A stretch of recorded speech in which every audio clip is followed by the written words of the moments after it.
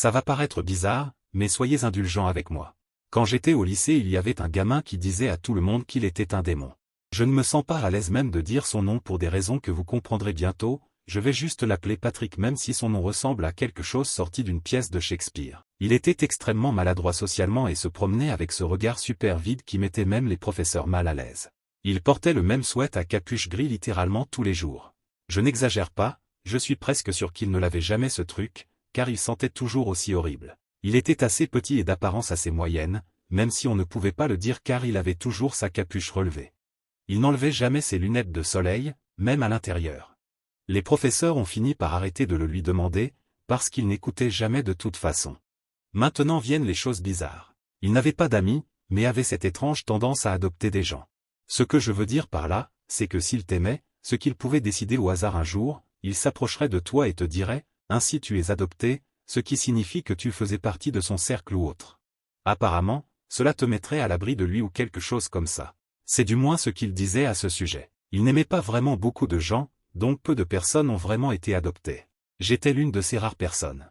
En y repensant, c'était probablement parce qu'il avait le béguin pour moi. Aucun d'entre nous ne croyait à son discours de démon, et tout le monde supposait qu'il était un enfant à problème, ce qu'il était définitivement.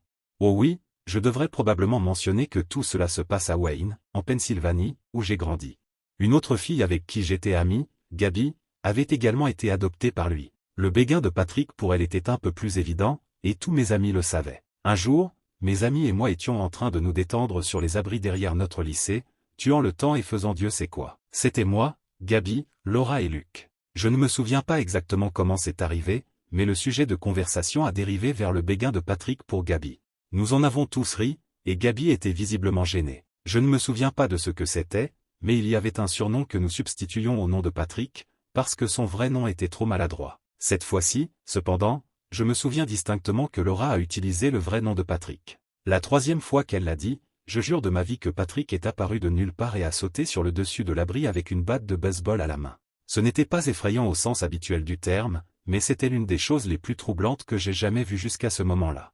Nous avons rapidement arrêté de parler, nerveux à l'idée qu'il nous ait entendu parler de lui. Il n'a rien dit cependant et nous a juste regardés. Je lui ai fait un petit signe de la main et il a hoché la tête en signe d'acquiescement avant de sauter à terre et de s'éloigner rapidement. Après avoir été sûr qu'il était parti, nous avons tous les quatre éclaté de rire, trouvant amusant le fait que toute cette rencontre était étrange. Mais intérieurement, j'étais toujours un peu perturbé. L'incident suivant dont je me souviens était beaucoup plus effrayant et impossible à rire. J'étais littéralement dans la maison de Laura, et nous étions tous les deux dans sa chambre. Ses parents étaient à la maison.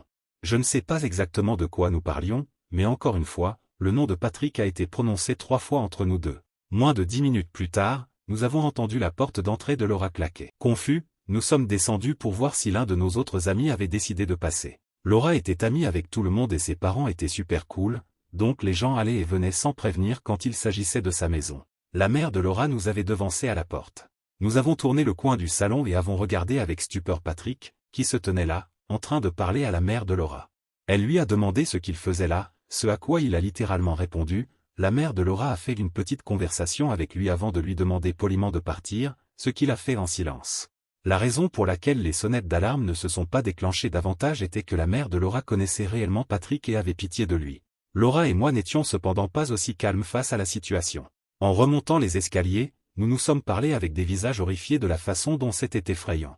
Quelques minutes plus tard, nous avons fait le lien entre les deux événements. Il a semblé surgir lorsque son nom a été prononcé 3 fois. Je sais à quel point cela semble ridicule, mais nous avions tous les deux été témoins de 2 événements inexplicables et savions que Patrick avait l'habitude de prétendre être un démon. Comment quelqu'un d'autre aurait-il pu rationaliser ce qui s'était passé? Nous avons raconté l'incident à tous nos amis le lendemain, et notre groupe d'amis a juré de ne plus jamais prononcer son nom 3 fois dans une conversation. Les choses allaient bien pendant quelques mois, et j'ai commencé à penser que j'avais peut-être réagi de manière excessive. Du moins, jusqu'au jour où mon même groupe d'amis traînait chez mon autre ami Johnny. Nous étions en train de nous détendre sur sa terrasse arrière lorsque le sujet de conversation a de nouveau porté sur Patrick. Malgré tous nos efforts pour le convaincre, Johnny a refusé de croire ce que nous lui disions à propos de Patrick. Même après avoir confirmé l'histoire avec tout le groupe, il était toujours sceptique. Pour montrer son incrédulité, il a utilisé en plaisantant le nom de Patrick 3 fois dans la même phrase, à notre grand désarroi. Quand rien ne s'est passé, il a souri et nous a dit que nous étions stupides de croire quelque chose d'aussi stupide ridicule. Aussi agacé que j'étais, une partie de moi était soulagée qu'il ne soit pas venu. J'ai parlé trop tôt cependant, parce que quelques minutes plus tard, Patrick a sauté par-dessus la clôture du jardin de Johnny. Johnny l'a remarqué en premier et s'est arrêté de parler au milieu d'une phrase. Le reste d'entre nous a suivi bientôt et est devenu complètement silencieux, nerveux à l'idée de ce que Patrick pourrait faire cette fois-ci. Nous l'avons regardé nous fixer pendant quelques secondes avant de sauter par-dessus la clôture et de disparaître hors de vue. Johnny a commencé à paniquer et nous a accusés d'avoir conspiré avec Patrick pour l'effrayer. Nous lui avons dit que nous l'avions littéralement supplié de ne rien dire. Nous sommes restés assis en silence pendant un moment avant que Johnny ne nous dise finalement à tous de rentrer chez nous, clairement secoué par l'expérience. La dernière expérience que j'ai eue concernant Patrick était certainement la plus effrayante et la plus dérangeante.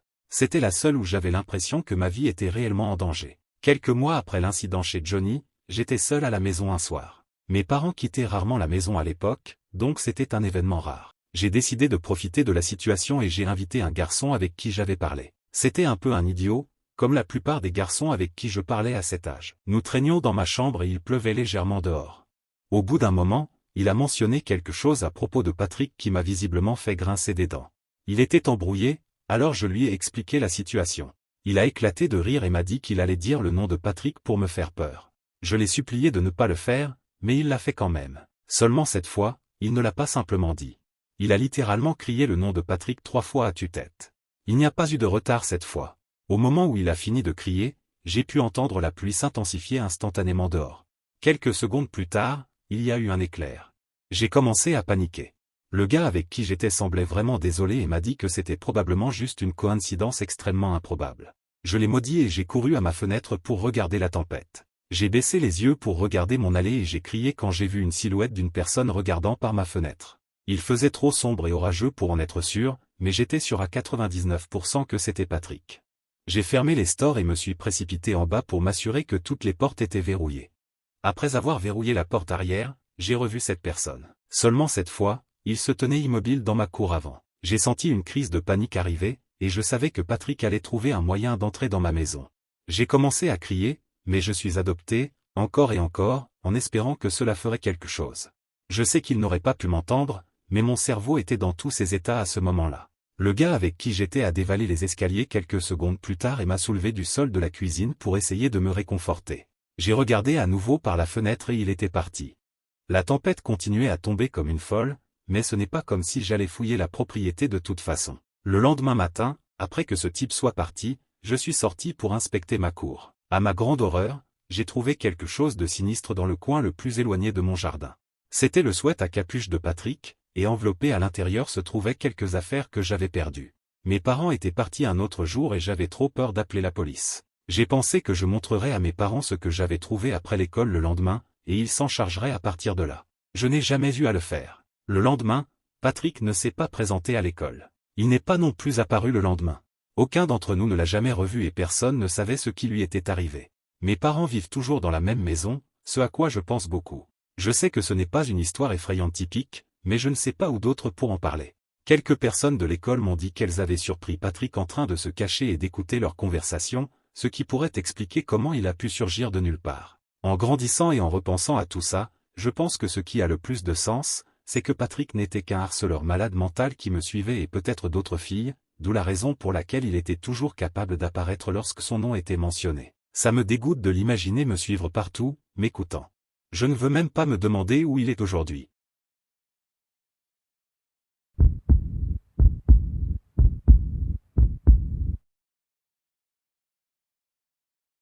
Je viens de Denver. Cela s'est passé il y a quelques années. Mon ami Mike et moi nous rendions à un dîner un samedi soir enneigé. Nous avons décidé de nous arrêter dans un magasin d'alcool avant de nous rendre à la fête. C'était honnêtement un détour assez ennuyeux avec la neige qui tombait, mais nous ne voulions pas arriver complètement les mains vides. Nous avons choisi quelques bières artisanales locales et une bouteille de whisky et sommes retournés à la voiture. Je me souviens que la neige a commencé à tomber à ce moment-là, mais ce n'était rien à quoi nous n'étions pas habitués. Il est retourné en courant au magasin d'alcool pour prendre un paquet de zin, sa dernière obsession à la nicotine. Je me souviens que cela m'a agacé parce que c'était moi qui conduisais et que je n'avais pas la meilleure voiture pour la neige à ce moment-là. Après quelques minutes, il est sorti du magasin d'alcool et a sauté dans la voiture. Je suis immédiatement sorti du parking et nous avons repris notre route. La neige tombait encore plus fort maintenant, recouvrant les routes d'une épaisse couverture blanche. Le trajet jusqu'à la fête était censé être simple, environ 20 à 30 minutes à travers des quartiers de banlieue familiers. Les choses dans ma vie ne sont jamais aussi faciles qu'elles le paraissent. La tempête de neige avait d'autres plans, transformant ce qui était censé être un itinéraire relaxant en un voyage périlleux. Laissez-moi juste dire que je ne suis pas un bon conducteur en soi, et la voiture qui glisse toutes les 10 secondes n'a pas aidé les choses. Après quelques minutes de conduite tendue en montée, j'ai tourné un coin et je me suis retrouvé face à un spectacle que personne ne voulait voir. Au milieu de la rue se trouvait une voiture arrêtée, ses feux de détresse clignotaient de manière inquiétante, coupant la neige qui tombait comme des signaux de détresse. Les portes côté conducteur et côté passager étaient ouvertes. J'ai été tenté de la contourner et de continuer mon chemin, mais Mike m'a demandé de m'arrêter. Jugez-moi si vous voulez, mais je ne suis pas le bon samaritain typique. J'ai vécu beaucoup trop de conneries dans ma vie qui ont finalement abouti à une méfiance envers les étrangers que je considère généralement par défaut.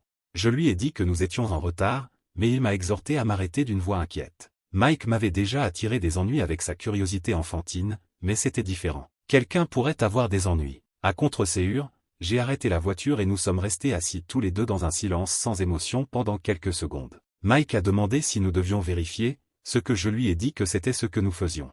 Il a levé les yeux au ciel et m'a dit que regarder la voiture traverser le pare-brise n'allait rien changer. Il avait en quelque sorte raison. Je ne voulais vraiment pas sortir de la voiture. Nerveux à propos de la situation, je lui ai demandé s'il pouvait simplement attendre quelques minutes de plus, ce qu'il a accepté à contre-séhure. Nous sommes restés assis là à regarder le clignotement étrange des feux de détresse sur ce qui était par ailleurs un magnifique fond enneigé. Rien ne s'est passé, ce qui m'a un peu surpris. Finalement, Mike a dit qu'il en avait assez et qu'il allait enquêter. Avant que je puisse l'arrêter, il sortit de la voiture. Je le regardais avec un sentiment d'appréhension grandissant alors qu'il s'approchait du véhicule. Pendant qu'il le faisait, j'aurais juré avoir vu quelque chose de sombre bouger du coin de l'œil. C'était peut-être mon esprit inquiet qui me jouait des tours, mais cette situation me semblait de pire en pire à chaque seconde qui passait. Moins de 10 secondes plus tard, j'ai cru voir la voiture tressauter un peu, comme si quelque chose avait bougé dans le coffre ou sur la banquette arrière. Encore une fois, peut-être que mon esprit me jouait des tours, mais je m'en fichais. J'ai pris une décision rapide et j'ai appuyé sur le klaxon. Surpris Mike, qui inspectait l'intérieur du véhicule. Il a compris ce que je lui disais et s'est précipité vers la voiture. Je suis parti immédiatement et lui ai fait part de mes soupçons selon lesquels toute cette histoire était un piège. Il était assez ennuyé quand je lui ai dit que je n'avais aucune preuve concrète, mais j'ai répondu d'une voix ferme que je n'allais pas risquer ma vie pour quelqu'un qui pouvait facilement appeler à point. Le reste du trajet fut assez tendu, pour être tout à fait honnête. Il était le genre de gars à garder rancune plus longtemps que la plupart. Nous sommes arrivés au dîner et les choses étaient enfin redevenues normales. Nous y sommes restés plusieurs heures et Mike et moi avions presque oublié ce qui s'était passé plus tôt. Après un bon dîner et un moment agréable passé à rattraper le temps perdu avec de vieux amis, notre hôte a allumé la télévision pour donner à certains invités qui partaient des nouvelles sur la tempête de neige. Il a feuilleté les informations locales et ce que j'ai vu était vraiment horrible. La police faisait état d'un véhicule volé qui avait été volé moins de 2 heures plus tôt. Il faisait circuler un récit oral de la victime, qui ressemblait à ceci. Une femme conduisait son fils adolescent chez lui depuis la maison d'un ami lorsqu'elle a remarqué une voiture au milieu de la route, les feux de détresse allumés et les portes ouvertes. Les 2 hommes se sont approchés de la voiture pour voir si quelqu'un était en détresse, et alors qu'ils le faisaient, 2 hommes ont surgi de derrière un banc de neige et un autre est sorti du coffre du véhicule. Ils ont tenu la femme en joue et l'ont forcée à rendre ses clés. Ils ont rapidement filé avec la voiture volée, ainsi que celle qui avait été utilisée dans le piège. J'ai regardé Mike avec un regard de pure peur. Cela aurait pu être nous. Nous avons tous les deux raconté au reste du groupe ce qui s'était passé plus tôt, et cela a rapidement refroidi l'atmosphère générale, mais les gens ont avalé l'histoire. Le pire dans cette expérience, c'est que je me méfie encore plus des étrangers qu'avant. Je pense souvent au nombre de personnes que j'aurais autrement aidées en cas de besoin si je n'avais pas été confronté à un piège aussi méticuleux. Merci chers téléspectateurs de m'avoir suivi jusqu'à la fin, lâchez-moi un gros pouce bleu pour soutenir la chaîne, abonnez-vous pour rejoindre la famille et activez la clochette de notification afin de ne pas rater mes prochaines histoires et pour finir dites-moi en commentaire comment vous trouvez l'histoire. Merci et à la prochaine.